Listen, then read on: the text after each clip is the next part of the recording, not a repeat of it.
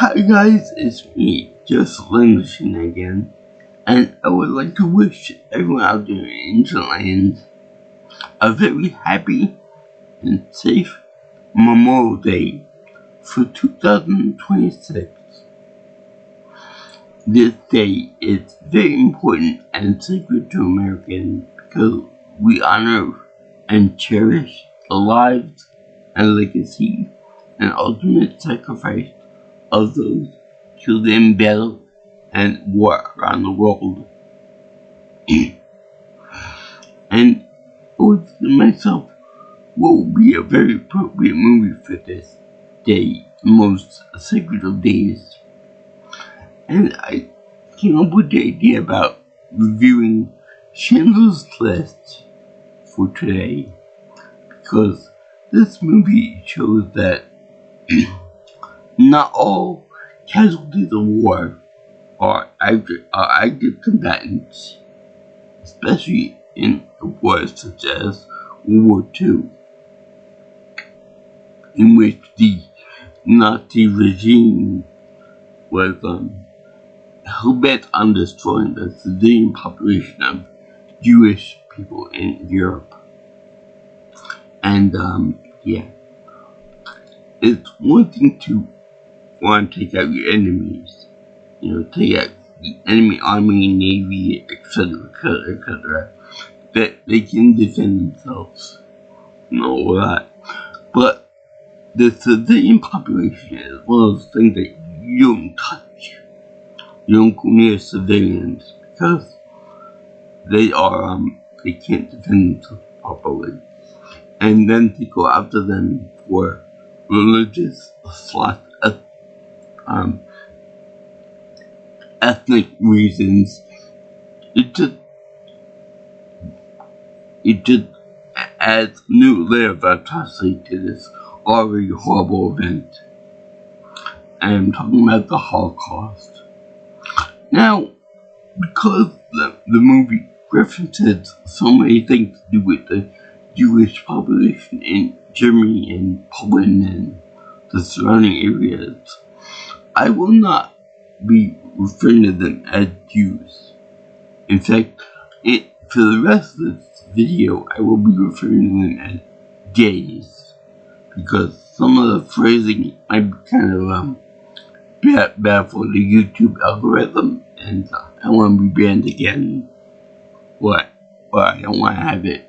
I have to explain my reasoning for such statements from the movie. So anyway, this must have been real hard for Steven Spielberg, the director of this wonderful movie, because being a Jewish man, the events that took place in the Holocaust and the movie were not directly involved with him.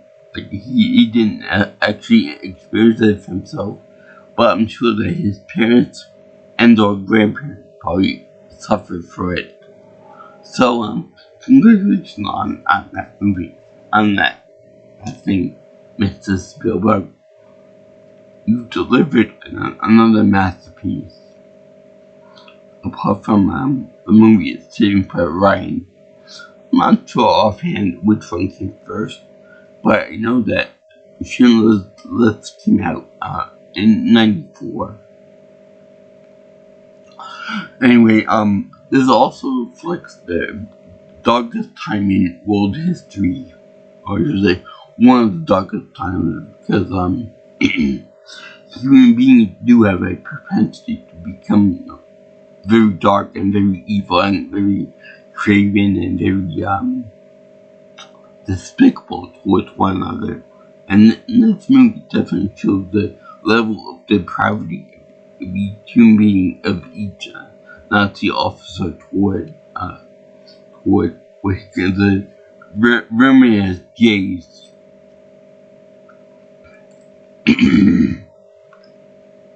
And with each moment that passes in the movie, the level of horribleness and atrocity gets even worse and worse.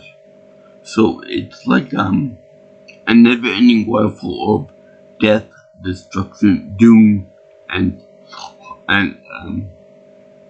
well, cruelty. And this is reflected in the fact that the movie is, by and large, set in like a black white, so you kind of get the feeling that it's an old-timey movie, but it's mostly just because it's a flashback type of thing. And the more modern scenes in the movie are set in color, so it's it's a very depressing movie actually, and very tearful and very saddening, because unlike what some people make you believe, this really did happen, and it just shows how human how low humans can go in their treatment of others. I mean, it's not the worst. You know, what's the name? Mengele was worse in the treatment of in the medical experiments. Thank God we didn't go into that territory, but still, it's pretty bad. This movie is one more note on the setting up making in black and white, which was an excellent choice, by the way. This movie actually did influence one of my favorite video games of all time. I don't have it with me on hand right now, but The Saboteur, in which a Nazi-infested France is all portrayed in innocent black and white, as in this movie. So I'm pretty sure that this movie influenced that in the dark times. Also, the color red is also featured very prominently in that game too, among the black and white setting of it, which is indicative of when Oscar Schindler, the main character of the movie, is actually watching a girl in a bright red coat wandering the streets of Krakow, among all the ghettoization of the Jewish areas. Yeah, I'm gonna refer to them as kids now on because of all the controversy surrounding. I'm gonna say with this movie and the red lines from this movie. So yeah, and all the execution of the Jays and all the extermination of the Jays. Now, what's important to note is that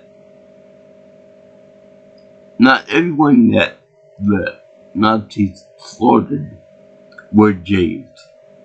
There were also Poles that were killed. There were disabled that were killed. There were the gays that were killed too. So that was a minor thing compared to what would happen to all the gays in Europe. And it was actually heartbreaking to see. It was heartbreaking to see this movie. And they got some wonderful actors to play these roles, because they actually look a lot like who they said to portray. Like, for example, they got what's the name I can't forget the name now. Yeah, they got Ralph Fiennes Ralph Fiennes to play the evil Nazi commander in charge of one of the concentration camps. And when I say evil, I mean all Nazis were evil. Okay, there's no getting around it. There's celebrating that this one was good or anything. They were all evil. They were all committed war crimes against humanity.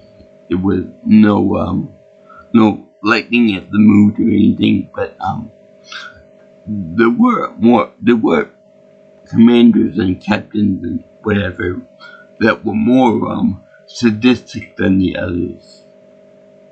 Case in point, Ralph Fiennes' character.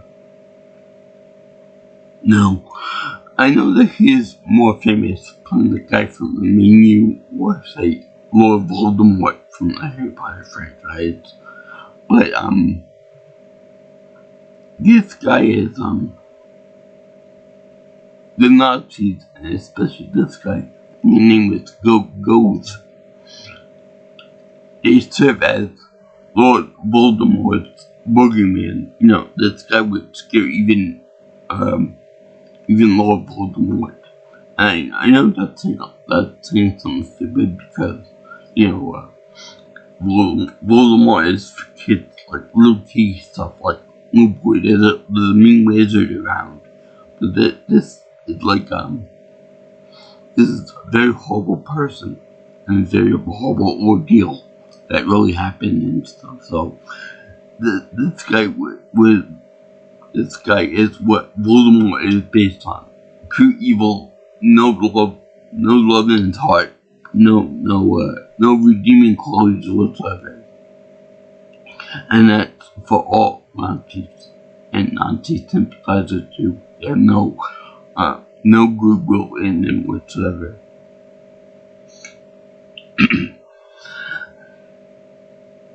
And let's see here what else is there. Yeah, Ian Nathan played Oscar Schindler. And let me tell you, this guy is great as Oscar Schindler. Because not only does he know how to act pretty commanding and pretty, you know, his performance commanding and all that, and he's actually a real businessman and all that. But he's also got the same profile as a genuine person. And in particular, he's got more of a, how should I put this? Like a profile, like which is like an Art Deco statue, or like something like the Oscar Awards, and it very prominent, and like that's supposed to be the best man for racial purity for Germany. And then you have Ben Kingsley playing his assistant, which I don't need to go into any further explanation for that one, otherwise we would get in trouble. But yeah, these people play very good roles, and they're good actors. And yeah, we never actually see Mr. H in this movie, but his presence and his psychotic ways and cruelty and just anger, his hatred toward Jay is present everywhere. So you don't actually need to see him. It's like a extreme case of Big Brother is watching. You know, it's such a depressing type environment. Anyway, we also have there is a little bit of levity in some of the scenes. Case in point, when Oscar is talking about his own workers there in the trains to Auschwitz, which we all know what happened when people go into Auschwitz.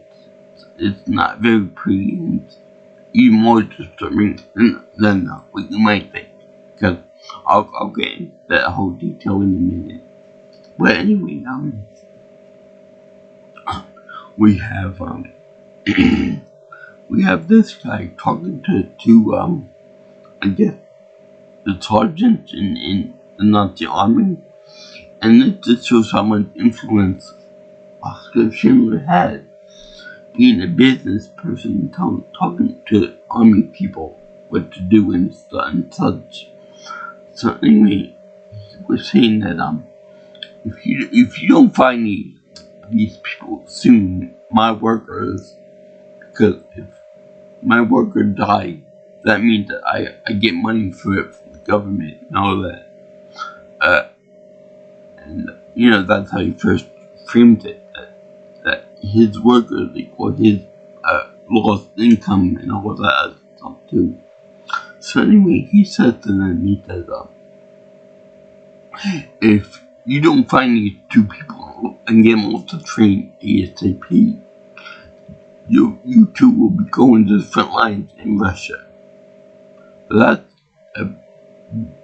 like a death sentence for soldiers in the Nazi army that they don't want to go to Russia because more than likely they'll probably die and be humiliated by the Russian soldiers. So that's kind of like a piece of levity. Plus, I remember that I got a joke book about Nazis years ago in college, and I'm gonna talk about one of the human traits about Nazis, and that was this joke. And the thing is that so this Nazi soldier or captain or whatever, commander or whatever, he gets a J prisoner, and he said to the prisoner, he says, if you can guess which one of my eyes is fake, then you can go free. So the guy looks at him and he says, it's the one you're right. So the guy says, how'd you guess? How'd you guess correctly? So the guy says, because the fake one has a kindly gleam in it. So that just shows how inhumane that Nazis are.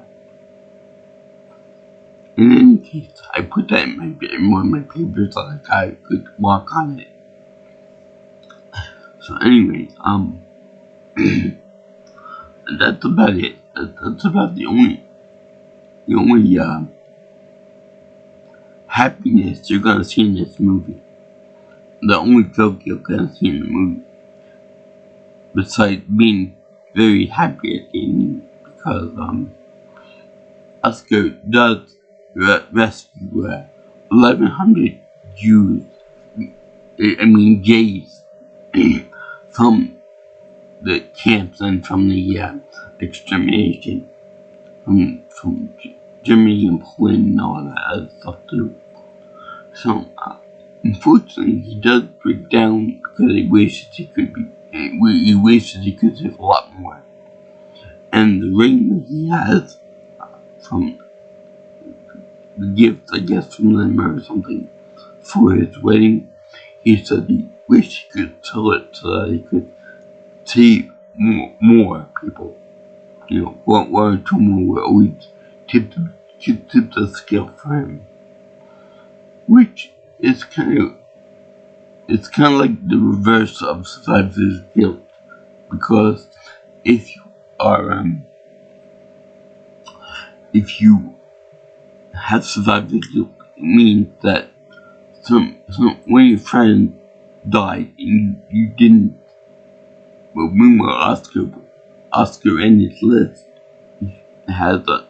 Oscar had the difficult decision of making, choosing which people to save and which ones he couldn't do because of its situation. And he's like the opposite of many corrupt business people right now in politics, because he uses vast amounts of resources and vast amounts of capital and cash to save those 1,100 people. So that's why he deserves to be great to as a very, very good person.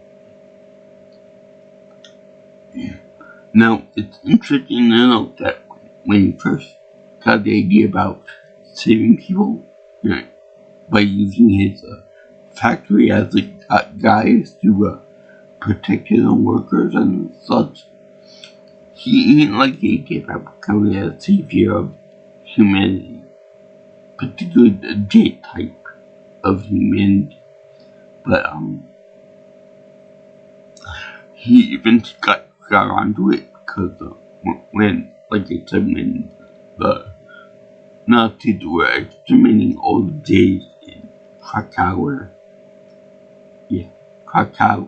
Poland, he got a first-hand look at what the Nazis were capable of, and that this wasn't just a relocation of the ghettos of Poland into a little place upstate or wherever, a home upstate, but they were actually murdering them in the street en masse by the thousands of, or in this case, by in total with something like 8 million people. So anyway, he does feel real hopeful that he can't rescue just one more person.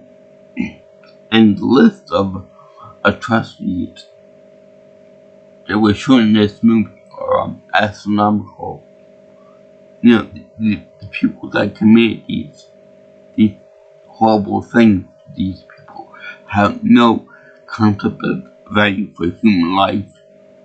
You think that the only thing that matters is German lives, and that everything else is pretty much expendable. Which I never got the idea about. I never liked the idea about racial purity in anything. But these people obviously had a fetish for the German people and German power. And that being said, something that really bugged me is that they had a child in the beginning of the movie that was saying, "Goodbye, Jays. Goodbye, Jays. Goodbye, everybody. See you in hell," and all of this other stuff. That's really quite poignant to me, because when you have a little kid saying that to a bunch of people, or a group of people that they have no understanding about why they hate the other people so much, that's really horrible. And the Nazi people, they design propaganda to make gays seem horrible, subhuman, and just downright despicable people. Much like immigrants in the United States. So, to target little kids into thinking that it's criminal in itself, to train a kid to hate indiscriminately the gays, the immigrants, the disabled, gays, and all this other stuff too, it's just inconceivable hatred and disgusting behavior.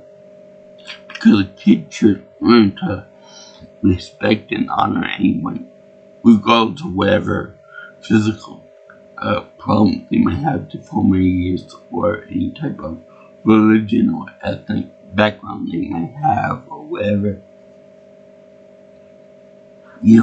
Kids just programmed to assume that everyone who follows this religion or from this ethnic background is just evil, corrupt, money hungry, hateful people.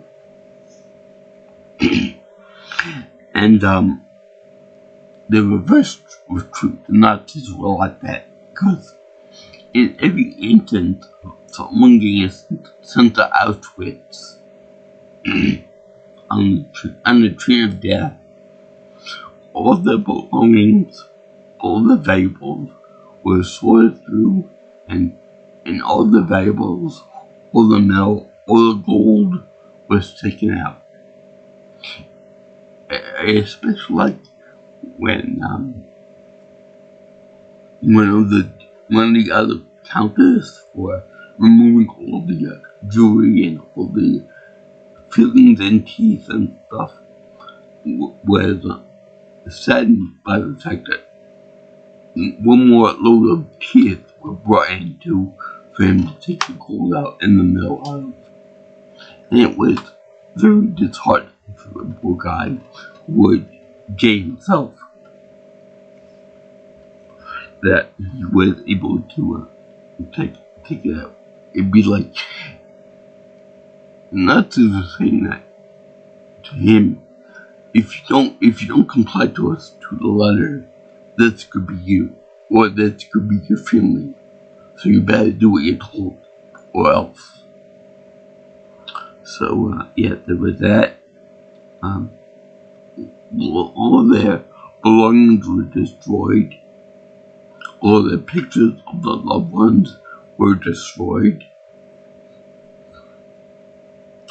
And also, yeah, let me talk about the religious ramifications of being destroyed too.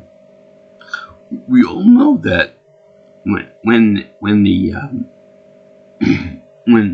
they were sent to gas chambers, the bodies were destroyed, right? We all know that. We all know that there was ash coming out of the smokestacks at Auschwitz and other places around Europe. There's no denying that. Anyone that does deny it is a psychopath. But anyway, the thing with that is that the Jewish people believe that if your body is burning in the living world, that you're being tortured in hell in the afterlife. So, by destroying the bodies this way, it's like an ever-living cycle of being tortured even after you die, so that there's no rest for the gay people. You see, I almost slipped up there. For gay people, so that's one thing that Mr. H wanted out of the jealousy of the success of the gay people, and then he wanted them to suffer eternally. Now, whether that carries over to today's beliefs, I can't say because I'm not gay and I'm too afraid to ask them that question. But it still stands to reason that's why they would do it back then.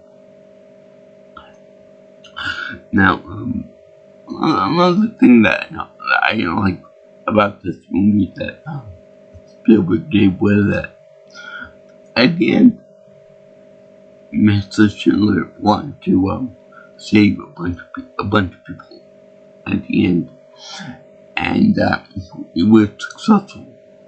But then we get he was supposed to get him by a train load to his hometown.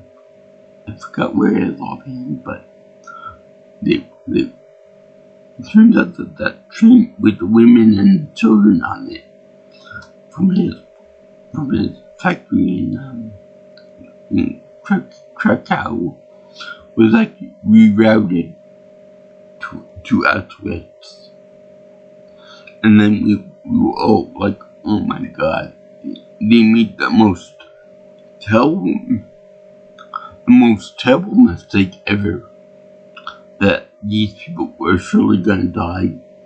They were gonna be burned alive and all of this stuff. And all the women and children were stripped down to be naked. And yes, this movie does have a nudity going on in it. So, anyway, they were stripped down naked. Their hair was all cut to ribbons. I don't know why. If you were assuming that they were gonna all die anyway, what was the point of even cutting their hair? Anyway, they were all herded into this room, and then the doors were locked behind them, all naked, afraid, screaming and crying.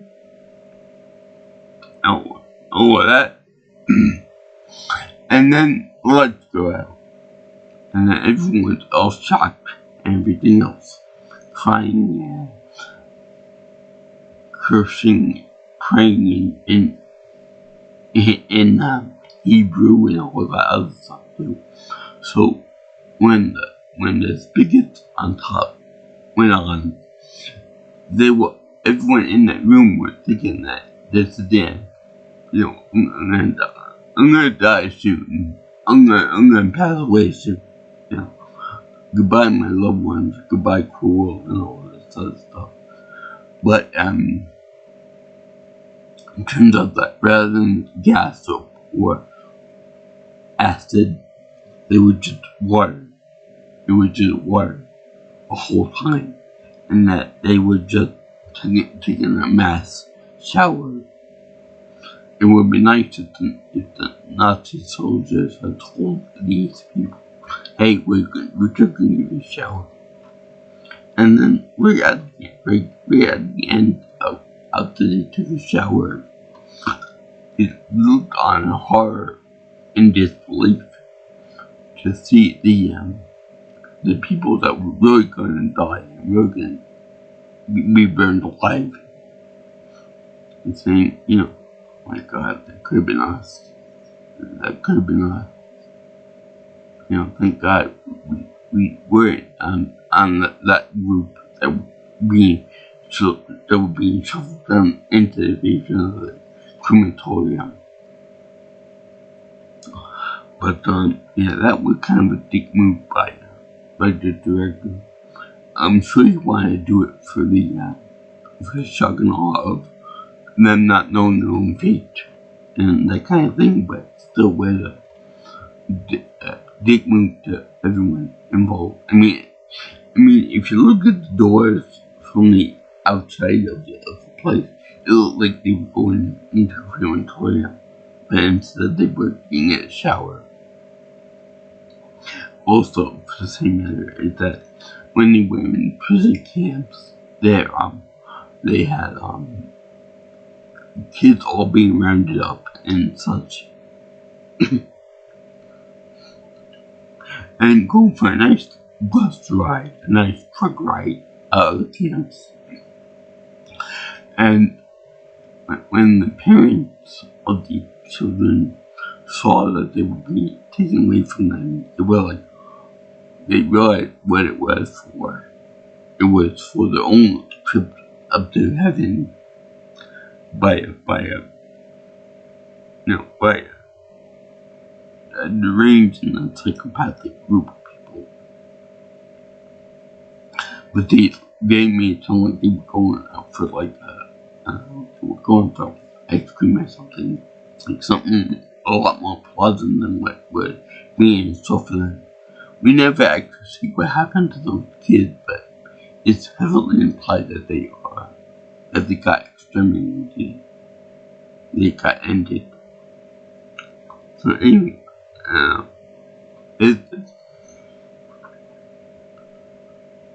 this movie is very sad, very, very, very depressing, because it really did happen, and it shows how the limits to human cruelty,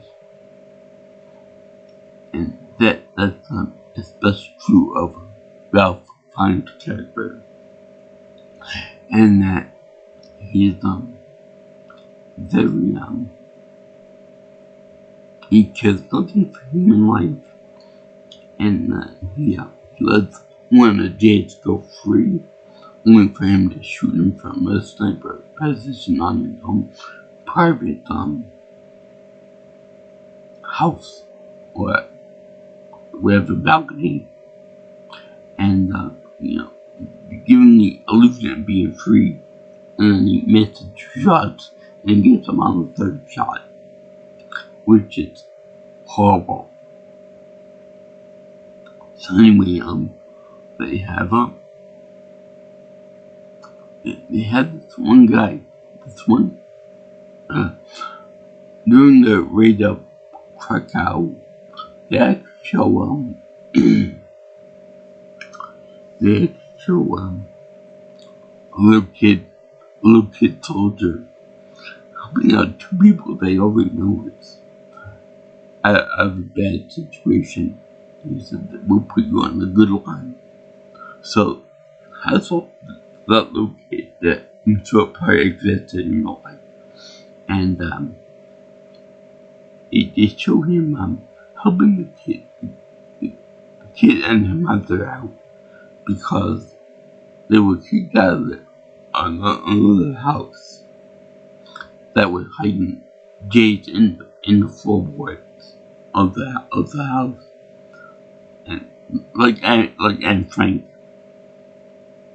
And then some other people were actually pretty creative with trying to hide from Nazis, in that they were hiding under the bed, like they would literally tie themselves under the bed. They would hide in the closet, hide under the floorboards with a trapdoor like rug type fixture on there, and other stuff too. Until the Nazis found out about them, and then they shot every last one of them dead. They shot them in the street, they shot them in the houses, shot them everywhere. Except this one kid that killed two people. And one of them actually looked like Margaret from the Charlie Brown show, the Peanuts show. And that they were later on to the little girl will be rescued by Oscar Schindler himself, because during the aforementioned rewrite of the train, he was saying that there was a sergeant or something that was going around running up to children, kind of like a pedophile type thing, only much worse. And he would say, you see these little fingers on these little hands, I need workers like this to fix the munitions machines, because otherwise they can't fit in them. So by that logic alone, Oscar saved about a dozen children that day. He got lost and we're doing that, and the conditions on the trains that they took these people into Auschwitz and other places like that, they were horrible. They were horrible. There was they were carrying it like animals, like steerage animals. There were hardly any beds over there. They didn't give them any water. They didn't give them any food. They were treated like livestock. Worse than livestock, actually, because livestock they can move around a little bit, but these people were treated in it like sardines, like dead sardines. That was overheated, overcrowded. There wasn't any water. In fact, when Schindler gave them water by a hose, the guy that was in charge, the head officer, said they were laughing at them and saying, you know, ha ha ha, what are you giving them hope for? And that's cool, give them hope of water relief. And that's something, that's saying something interesting, saying that the Nazis knew that they were being cruel to these people, and they didn't care. They just followed orders. The ultimate Nuremberg defense, or to follow orders, knowing you were being cruel and unusual to the innocent people that couldn't defend themselves properly.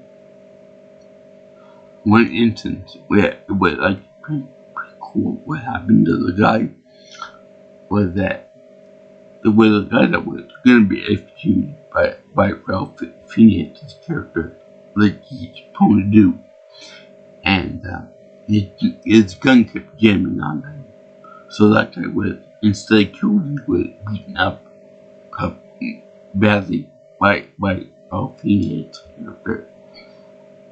And also, uh, Ralph does demonstrate something very important in that when he was, he likes women, like he really likes women a lot, and that whenever he's around him, he keeps touching and grabbing on by the hoo-ha and everything else. So, one case was his maid, a Jewish, a gay woman. So, he kept on making amends to her, but that was forbidden by their society, by his own logic. That was forbidden. So, that demonstrates that certain people, like racist people, hate somebody so much that it's like forbidden fruit to touch them. So, that they secretly desire being with people of that race or that religion, ethnicity or something.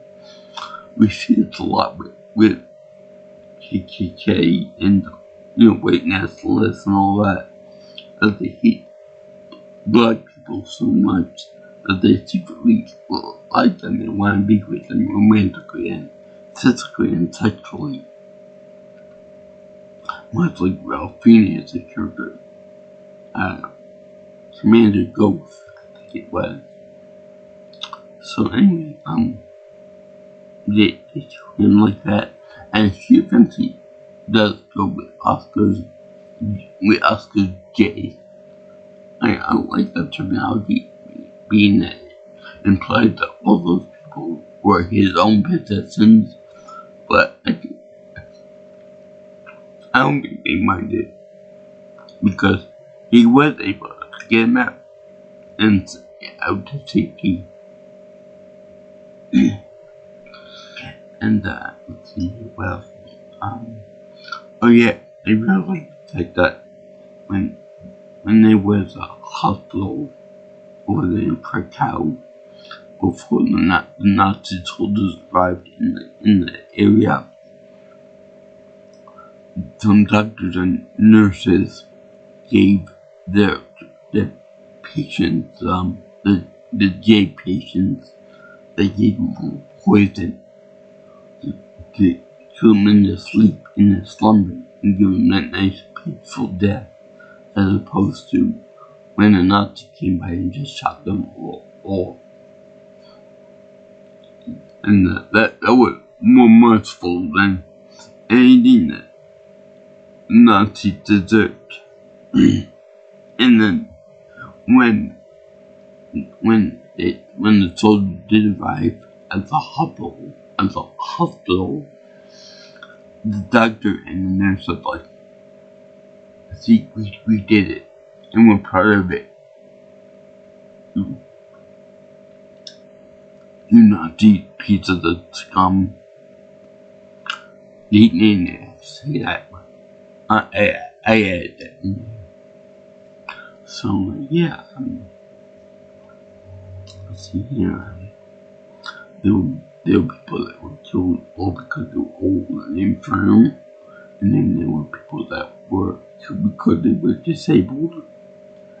I don't think that they showed any gay people being killed in the movie, but they actually show the rank system of, gays are here, and Poles up here, and Italians up here, and Russians up here, as far as the real, class people.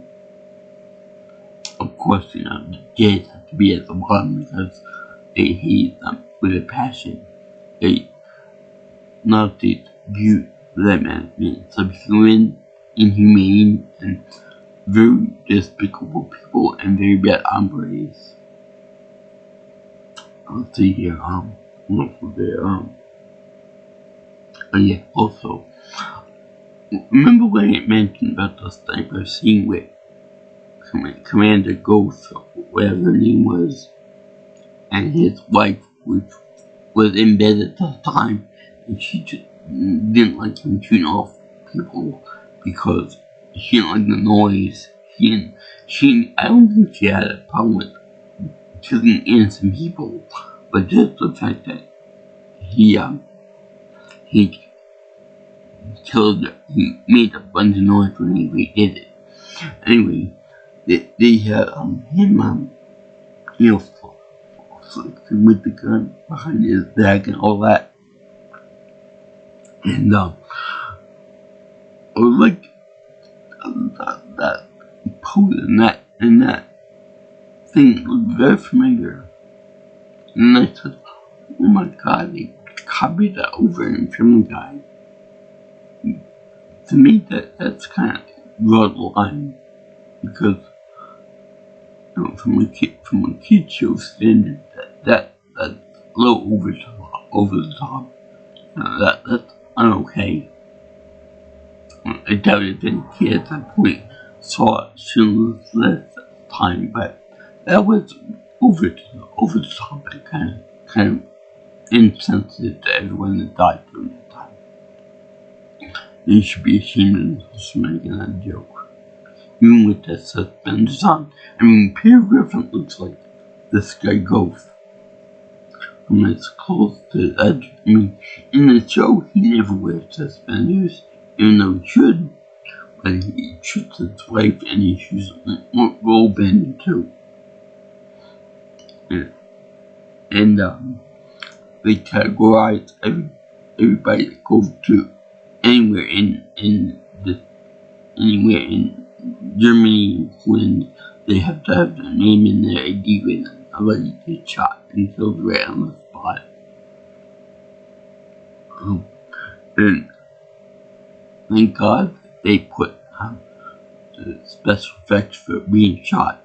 They put them as realistic as possible, because this movie would be just plain stupid and the realism would be shattered. If they put like the same effects they do in that Kill Bill or anything else for that matter. So it's good that they kept it low key and they kept it as realistic as possible, because this whole event, Holocaust, doesn't deserve any jokes being made about it, or any type of cynicism, or any type of comedy to be done with it. Now, as you can tell, I'm trying my hardest to be as serious as I can with this, because the material is so dark and destitute, and lack of any kind of levity in any type of thing, because this event in world history shows that that there are certain people with no morals whatsoever, and the hatred should flow through you about this event, and that way back when our ancestors could prevent this from happening, especially Germans.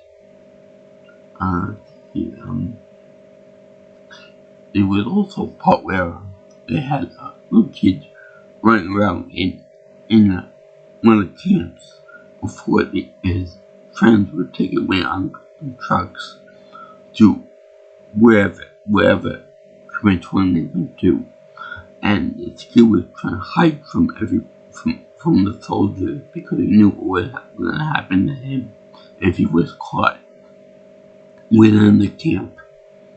And the people under the board said, we have no more room for you, go away. And it was like kind of interesting that they have one or two kids in the furnace in the camp by itself. I'm not trying to make a joke or anything, but it was just really interesting that they're kind of foreshadowing something.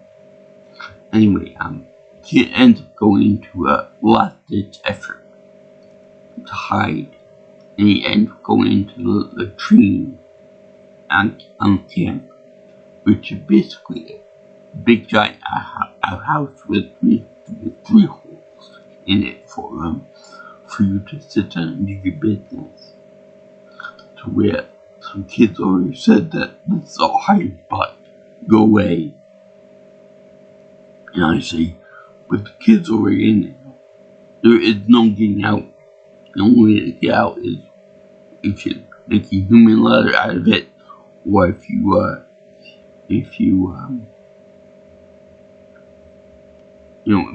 bust down one of the walls or something into the tank area. And even if that was the case, the kids are covered in human filth and human waste. So if he's let out, people will know that he's been kicked out of the area, the spot, and then they'll find you and no, never mind. I don't want to think about that. Not for children. You want to see that. Watch the boy in the striped pajamas. But yeah, that's not a good movie to show what happened in these horrible camps. But yeah. But in the movie, right, how much of a good person Oscar was, and he spent his vast fortune and resources to try to save as many people on this list as he could have. And it was tragic that he couldn't save all of the people, but he just couldn't do it. He didn't have enough money for it. So he goes from just caring about his bottom line to actually using that as a disguise to help as many people as could. And even at the end of the movie, people did like a memorial to Oscar Schindler, where the survivors and the descendants would take turns depositing stones and pretty rocks onto his gravesite. And that was very, very good. And I'm sure that this kind of thing happened to this day, because if it wasn't for him, there would be no survivors of the Schindler's days. There would be no descendants of them.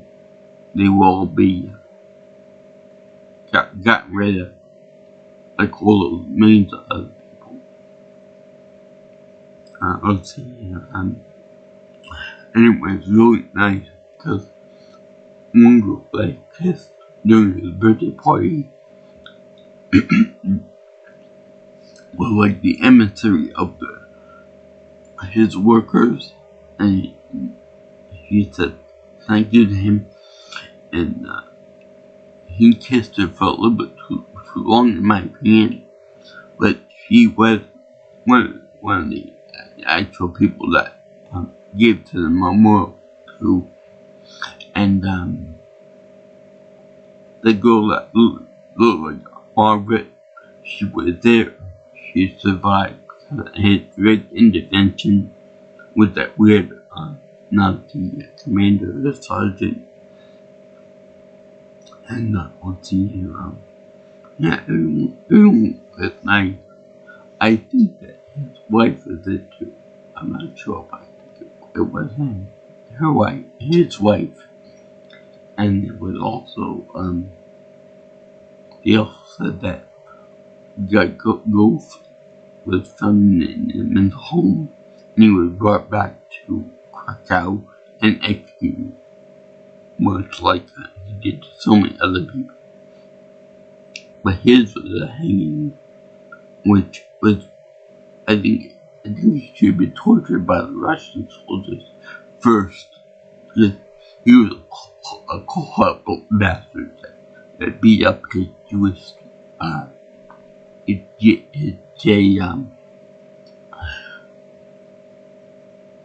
mate, killing plenty of others, probably sexually assaulting other people too. And he was killed, and It said Oscar Schindler was married in the movie, but that he died. And he died penniless, bankrupt, and alone. His wife left him and his business all failed. No doubt, probably because German probably put him out like kind of blacklist, but it was also acknowledged by some group of humanitarian people. So with that, he was also given the right to go to Israel and plant a tree on the I guess not violent humanitarians, which is that the growth today. By today, some of them are being created. I don't know if it's still there, but it should be still there. And it's very interesting to note that all the people over there that gave Canada Memorial were all people that they weren't actors, they were real people that gave Canada Memorial. And every year they must do this to commemorate his sacrifice. And that was this movie was magnificent. Because there's one guy,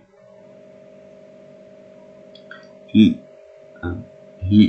embodied kindness and goodness, and he lived the human spirit in time of death, destruction, hatred, economic breakdown.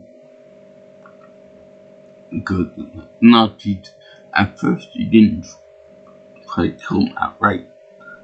They tried to take away their businesses.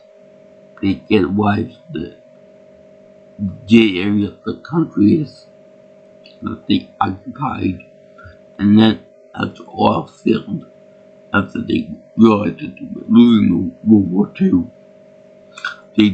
they turned their guns on the innocent people, and they tried to get the people from 1939 to 1945 and 1945.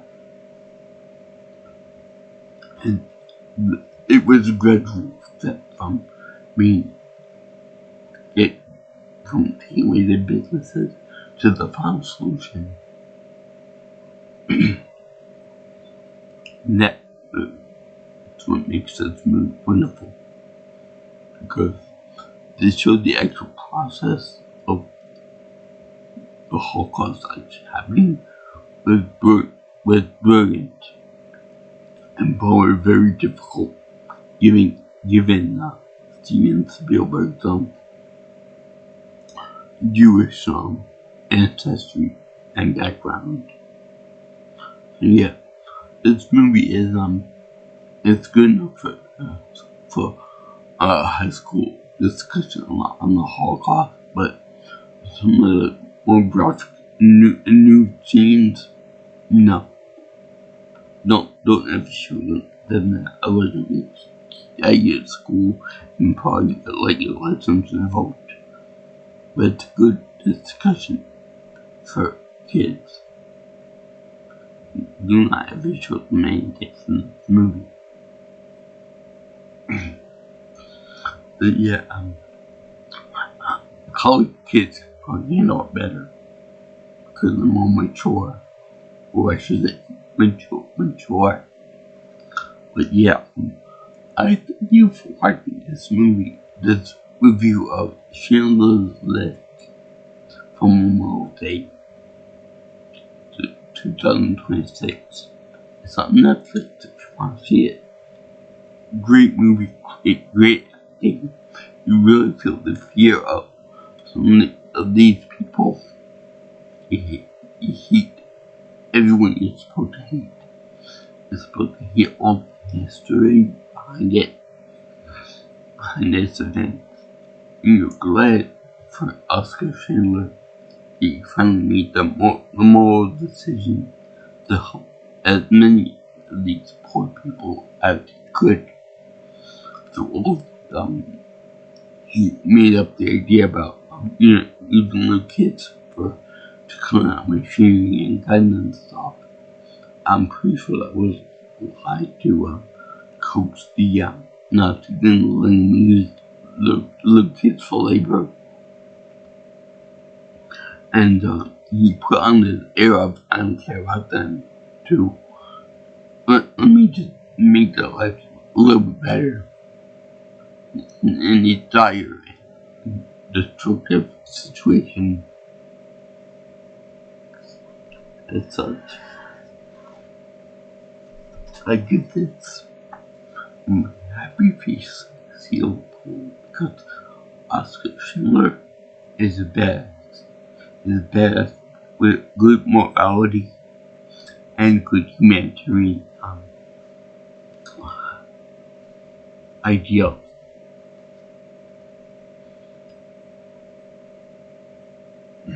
He used his good faith to help out people because that's what any normal person would do.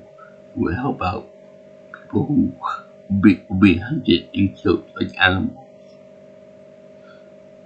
Even when they were hiding out in even when the Jays were hiding out in the buildings and the piano, one was hiding in piano. It was very good for music. Very good frantic piano music when it happened. So it was a very good telling of what happened during the Holocaust in Europe from 1939 to 1945. And